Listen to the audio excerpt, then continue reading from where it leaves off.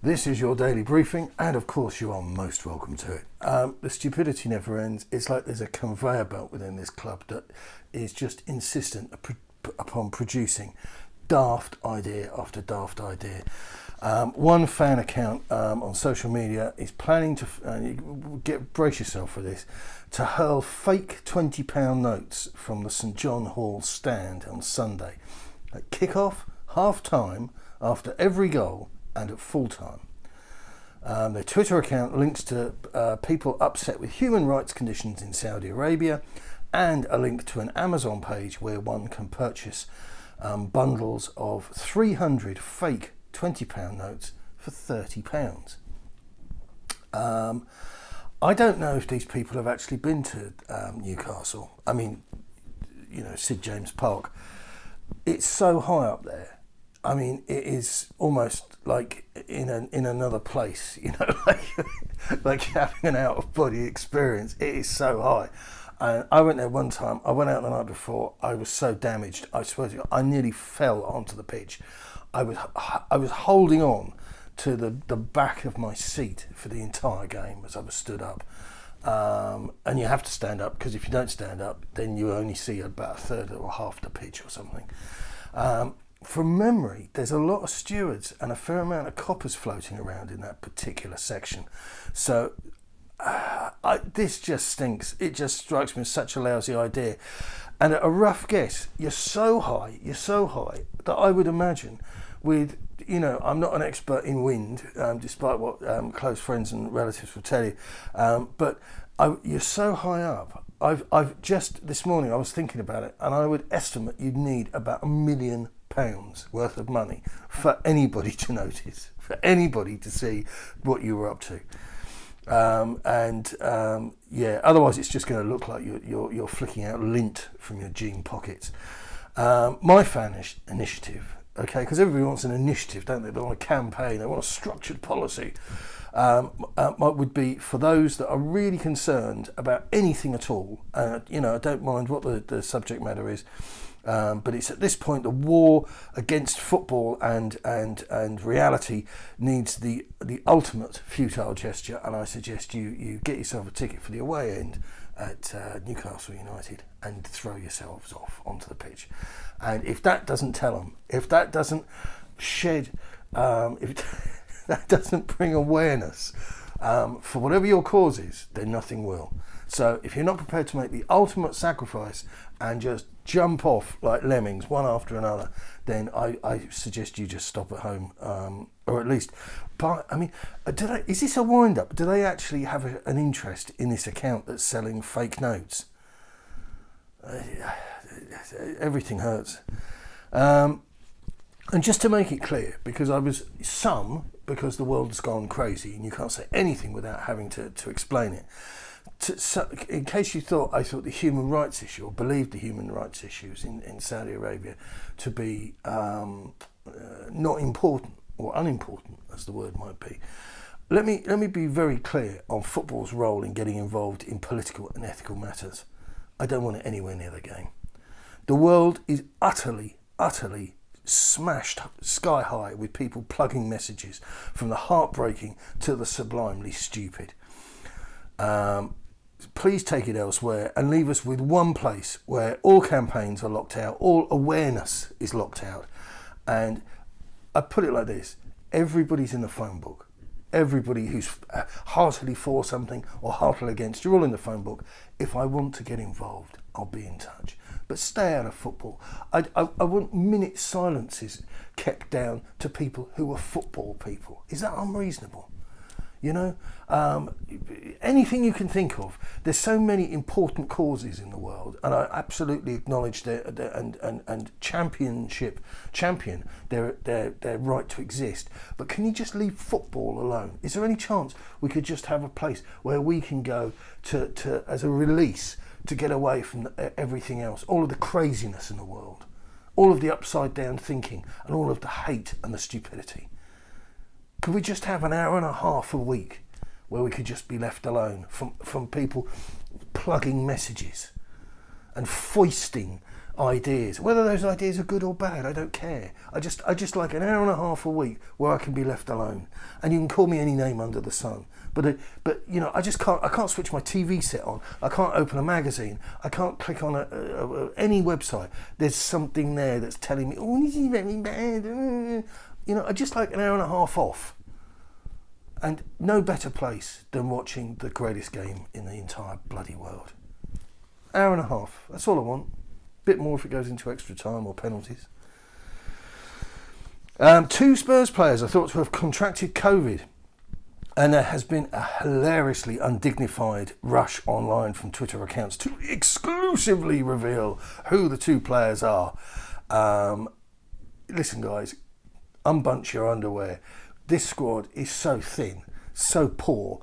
The whole football side of the business is so fragile. It doesn't matter who the 2 are. It's been said that it's Sonny and Gill. But why that? Oh, I know. I can reveal. I understand. The game kicks off tomorrow at 4:30. We will be told in due course. Anyway, the knock-on effect of this, if true, incidentally, because I don't think at time of talking that it has been confirmed by anybody, that would rule out Tottenham players for the Newcastle United game, the West Ham game, and the Europa Conference League clash against Vitesse Arnhem. So, you know, there we go. Speaking of people that irritate you, or irritate me, the Karens at the Tottenham Hotspur Supporters Trust have had a response to their belly aching, and I think even they will be playing down the reality of the club's politeness in their reply. In a nutshell, rest assured, I'm not going to read you the whole thing because I'm not convinced the merits in that, but it is a master class in no speak. Daniel and Donna must have ice in their veins, not just to tell this bunch of irritating Marxists to naff off. Now, if you read or with me as I nurse fed you through the demands and the angst from the trust last time round, the first paragraph says it all. From the club, fans will have now heard from Fabio about the football side of things last week. Absolute clown. We've been through that. His second international break update, where he discussed the strategy around rebuilding the team, the new younger players brought into the club, and the need for unity, family, positivity, and not short-termism. Yeah, we've been watching you guys for 20 years, so don't give me the short-termism thing. Ahead of a new season, Daniel also spoke to fans about our ambitions for the club, including the impact of the pandemic on club finances, and underlining the point that all revenues from whatever event are reinvested into the team. He didn't say into the team, he said into the club. And that's why we're in the mess we're in, because he put it all into assets and structures.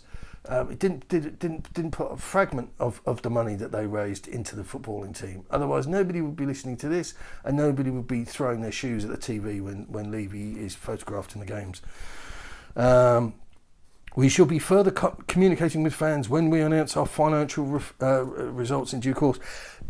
What they're saying here is we have a procedure in place as we ebb information out to the public, so thanks very much, but if you want to be civilised and come in and sit down and not wee all over the carpet again, we'll be happy to talk to you. But the reply from the trust is inevitable. This is, the phrase is the phrase, but the direction of travel, where it's the same as I told you with Trump, it's the same with them. It's bald man bad. No matter what he does, bald man bad. And the trouble is that you did nothing, all of you people, especially the trust, and you slept through something that was really important. The time for taking these guys to task was before they demolished White Hart Lane. I won't get bored of saying it. I had some clown try to pull me up on here. Comments are very welcome. I'll answer as many of you who are civil to me as possible. But the reality is, don't bore me. Don't come. Fan advocacy. Not interested. You have missed the boat. They demolished the old place, and we're now over £1 billion up to our knickers in debt. And you want to start holding referendums and inflicting competition winners onto boards. You missed the boat.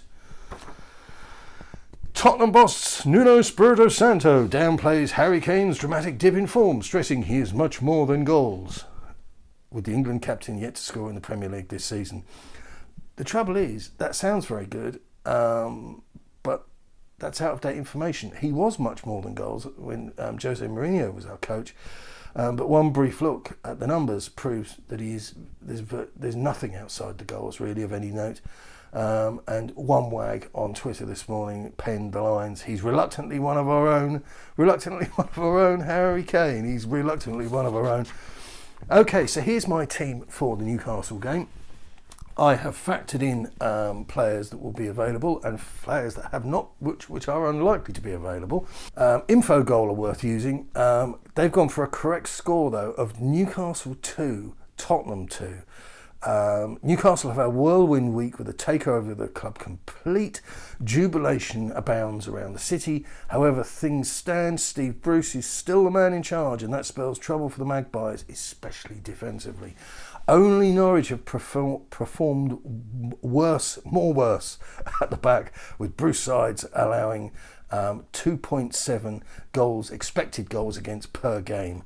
Fortunately for Newcastle fans, their attack ranks as the 9th best in the division. On expected goals 4, and Callum Wilson could be back, which should give them a little bit of an edge. And then we've got Sonny out, and maybe is Harry Kane going to, come out of his famine? Tottenham got really struggling here.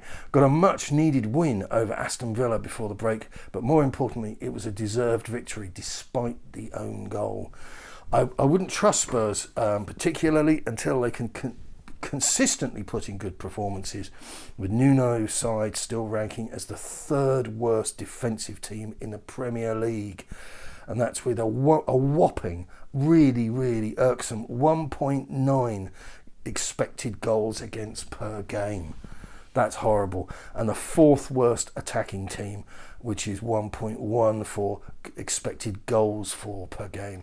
And all of these numbers, I don't need to tell you, but I'm going to tell you anyway, were bettered by Jose Mourinho during his stint at the club. 2 poor defences plus attacks that can fire should lead to goals in theory. That's it. My personal prediction for the game on Sunday is that Tottenham will lose by a single goal. It's not what I want, but it's what I think might happen. I just think that the bullish mood up there, I think there's going to be a lot of fans. That place, when the fans are really interested, and they haven't been for a long time, when the fans are really behind them, it makes a big difference. And Tottenham are going to go up there with a manager who is just sounding like he's treading water. Big difference. Good luck. Keep it Tottenham.